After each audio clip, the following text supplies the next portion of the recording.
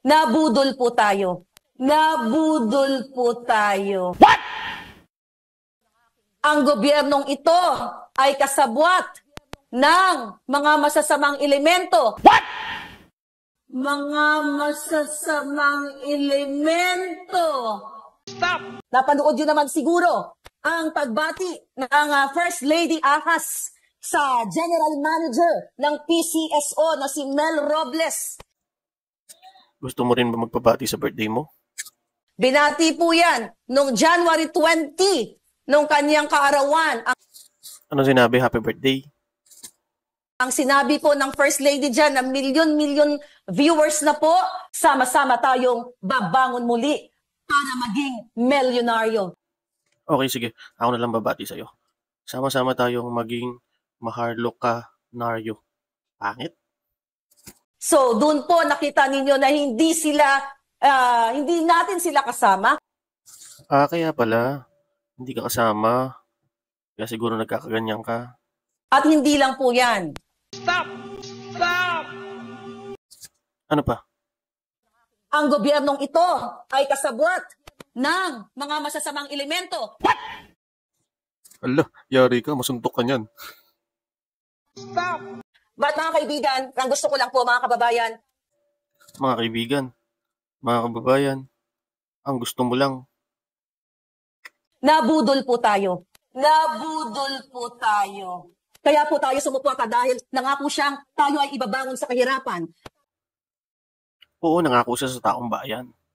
Pero sa'yo, Tayo ay bigyan ng mga oportunidad, tulungan ng mga mahihirap para magkaroon ng trabaho. Ako po ay nagsalita na dahil sa nakita kong pang-aabuso ni Lisa Marcos, ni Marcos Jr. sa hindi lang sa taong bayan, kundi sa kanilang mismong mga kaibigan. So dito ako nagsimulang magsalita, mga kababayan, yung hindi pagtupad sa pangako. ano ba kasi pinangako sa'yo? Baka naman assuming ka lang. Ako ay umuwi ng Pilipinas 2 beses during the campaign. Pera ko po yun, ni piso walang ginaso sa akin ng mga Marcos. Inimbitahan po ako ni Lisa Marcos ng inauguration. Andiyan po ako. Yun naman pala, naimbitahan ka naman pala eh. Hindi ka kakaganyan. So doon pa lang nakaramdam na ako ng hindi maganda na mangyayari sa gobyerno niya. Oo naman, Madam Auring, ikaw ba yan? Nahulaan mo agad ang mangyayari sa gobyerno? Pero dahil po ako ay diehard at loyal supporter ng mga Marcos, ayoko pa po magsalita nun dahil nakakahiya naman sa mga dilawan. Ano? Die hard supporter ng mga Marcos? Tapos nahihiya sa mga dilawan? Gulo mo ah. Diba? Baka sabihin nila, o ayan, yan ang napala ninyo. Talagang inilabas ko na ang nararamdaman ko at O ayan, lumabas na sa bibig mo. Nilabas mo yung nararamdaman mo. Parang gusto mong idamay pa yung mga tao. hindi lang nararamdaman kung nakikita kong pang-aabuso sa kaban ng bayan at pang-aabuso sa ating lahat. Hindi na lang po si Maharlika ang namamaos ngayon. Hindi na lang po si Maharlika ang namamaos ngayon. Pati ata ako namamaos na sa'yo eh. Kundi libo-libo at milyon-milyong mga kababayan natin, lalo na po ang KOJC members at si Pastor Quebuloy. Member ka na din ng KOJC? Ayos. Sama-sama kayo. Lahat ng mga kababayan natin, mga OFW, sama-sama po tayo ang ating boses. Kaya dapat din tayo ng walang yang gobyernong ito. Pero hindi tayo dinidinig. Kaya nga tayo nagsama-sama ngayon. Tinatalikuran tayo, binabaliwala tayo. Alam mo kasi ganito yan. Naka-headset ka kasi kaya hindi mo madinig. Headset.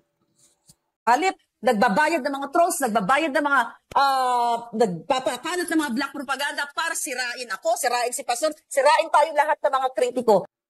Ayan ka na naman sa mga black propaganda mo. Ang black propaganda, ginagamit yan para magpaalis ng nakapwesto.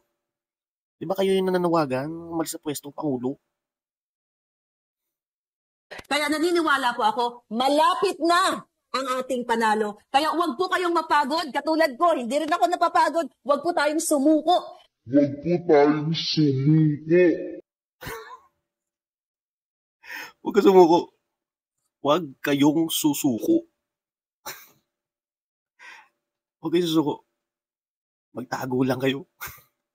Dahil nasa mga kamay po natin ang tagumpay. Sino ba mga nadismaya?